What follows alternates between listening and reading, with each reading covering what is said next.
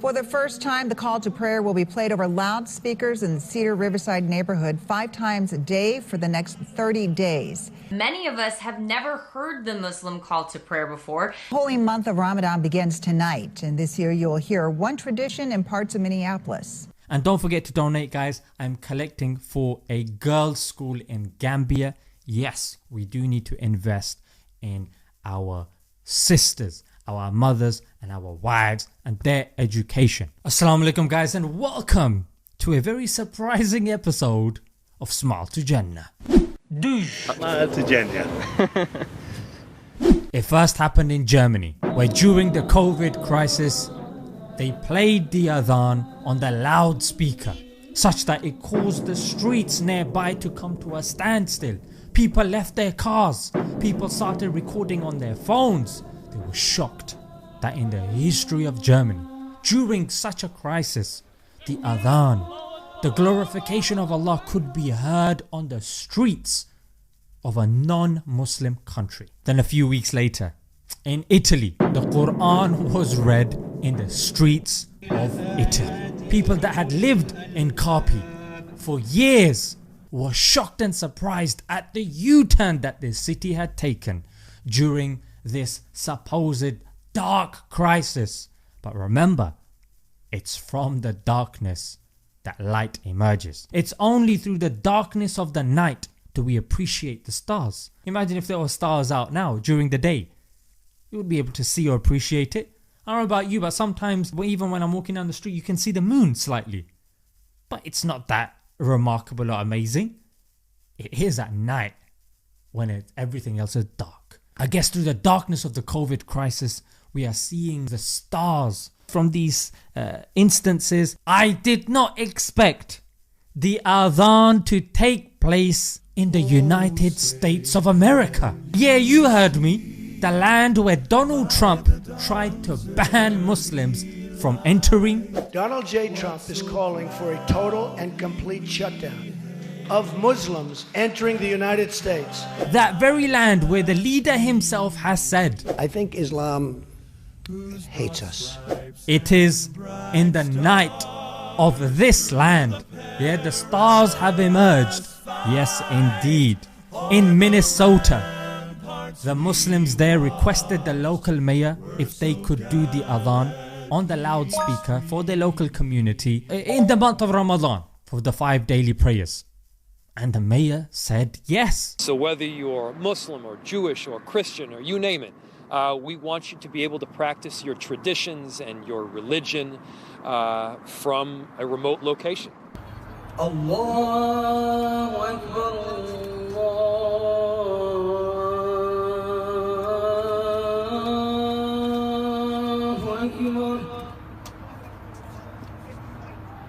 Allahu Akbar,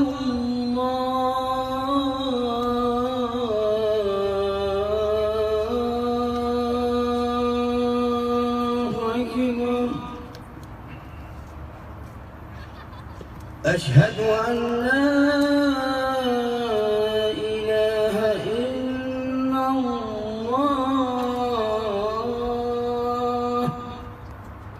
Pray in your homes, please. Pray in your homes, please.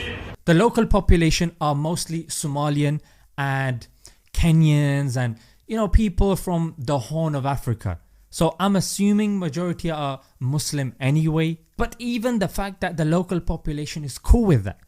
And I guess one of the main reasons that it was allowed was because every community is suffering through this crisis. Especially during Ramadan, where Muslims are feeling it the most. They can't go to the mosque.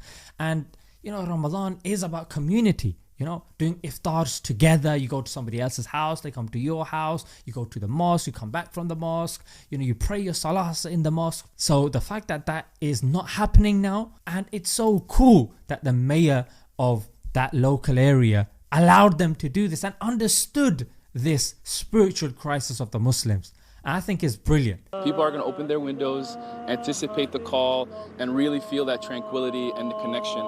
And it also goes to show That whilst other Muslims are just lying on their backside saying, oh, the day of judgment is coming, all the signs are there, oh, this is happening, yeah, what can we do, yeah, just make dua. On the other hand, you have people of action, people that are working, and through the bleakest of times they have managed to do something that people like me scratching their heads like, how on earth did they manage to do that?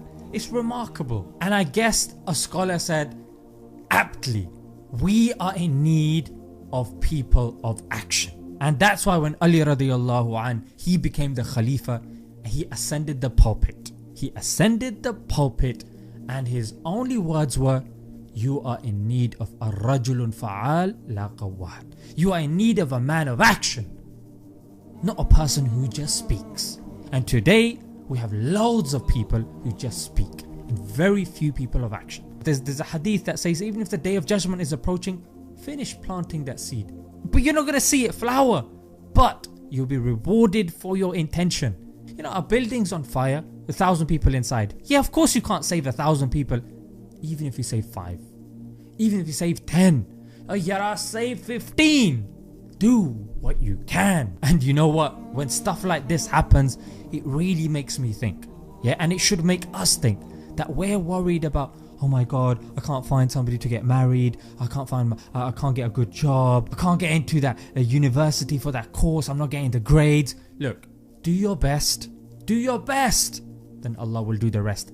Trust in what Allah then decides. Who knows, if you were to go to this university or this college, you may go on a tangent that may spoil your life. Who knows, if you get that job, you might be the biggest snob in the area and lose all your friends and end up depressed. Who knows, if you get married to that particular woman, you may get divorced after a year and that's it, your life is finished. You know, heartbreak is no joke.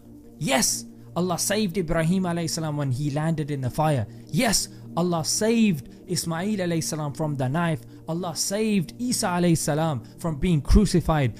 We have all these examples and mashallah, I'm sure they do affect us. But every now and then, I love it when Allah throws a curveball. And this is a curveball, and Allah showing us. He's saying, look, you're worried about your marriage? I can do much grander things. What's your marriage? The state of a believer is ajeeb. You do your best, yeah? For whatever's in your control, you do your best. And then, leave the rest to Allah. Trust, then it's trust. Whatever happens, this world is short anyway. What's the worst that can happen? Ask Allah for patience, ask Allah for strength, ride through the waves, and then inshallah, you know what I'm saying, the hereafter, the Jannah that awaits. And it's very remarkable, guys, that the story of Musa alayhi salam, where Allah raised Musa alayhi salam in the hands of the very person that was trying to kill him, the Pharaoh. And similarly, the very leader that is trying to expel Muslims, that's trying to, you know, spread a hate against the Muslims. I think Islam hates us. The very people in his land, mashallah, Allah is using them to spread his name in the streets of that very land. So may Allah give us the tawfiq and the ability to draw lessons from these instances, and may it make our faith stronger, and may Allah make us people of action and not people who just complain. You gotta be a positive, look for the positive in things. If you're constantly complaining and moaning and groaning, naturally you're going to wither away like a plant that's receiving no nourishment and no water. You need the water of positivity to perk your leaves up. Alright guys, until next time, Assalamu alaikum.